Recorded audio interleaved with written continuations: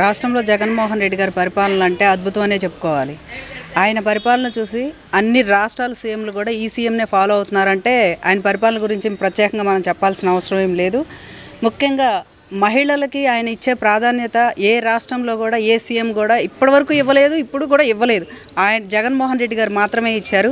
మహిళా పక్షపాతి అని చెప్పడానికి మేము చాలా సంతోషిస్తున్నాం. వచ్చే ఎన్నికల్లో వైసీపీలో ఖచ్చితంగా వైనాట్ 175 తగ్గేదే లేదు. మరి సీఎం జగన్మోహన్ రెడ్డి ఎందుకు కావాలనుకుంటున్నారు?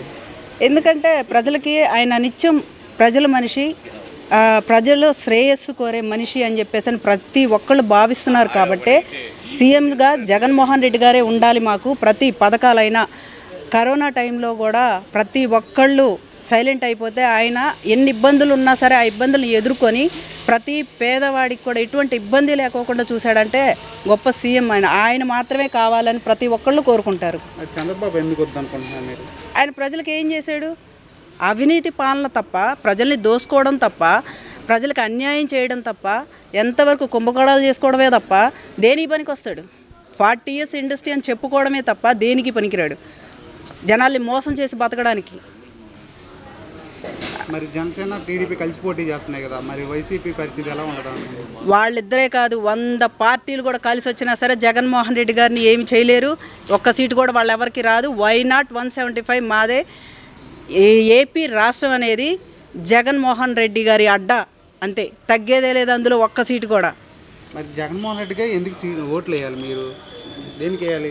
జగన్మోహన్ రెడ్డి గారికి ఎందుకు వేయాలి అని అంటే ఆయన ఇచ్చే పథకాలు కానీ, ప్రజలకు ఆయన చేసే మంచి పనులు కానీ, ఇక మీదట కూడా ఇవన్నీ కంటిన్యూ అవ్వాలి అంటే ఆయనే సీఎంగా ఉండాలి. ఎంప్లాయ్మెంట్ ఇవన్నీ ఏమి లేవు అంటున్నారు కదా జనాలు. అది భ్రమండి. అలా మాట్లాడుతున్నారే తప్ప ఎంప్లాయ్మెంట్ కానీ ప్రతి ఒక్కళ్ళకి, పేదవాళ్ళ నుంచి ఉన్న వాళ్ళ వరకు ప్రతి ఒక్కళ్ళకి ప్రతి విషయాల్లో కూడా ఆయన హెల్ప్ చేస్తూనే ఉన్నారు. ప్రతి పథకాన్ని ఆయన ఓసీలో కూడా మా ఎస్సీ, మా బీసీ, నా మైనారిటీ అని చెప్పాడే కానీ ఓసీ కూడా పేదవాళ్ళకి, అందులో ఉన్న పేదవాళ్ళు ప్రతి ఒక్కళ్ళు కూడా అర్హులే అని చెప్పేసరి ఆయన ఈ రోజున మార్చున్నాడు. ఇంకంతకన్నా ఇంకేం కావాలి? Like and subscribe Eagle Media Works.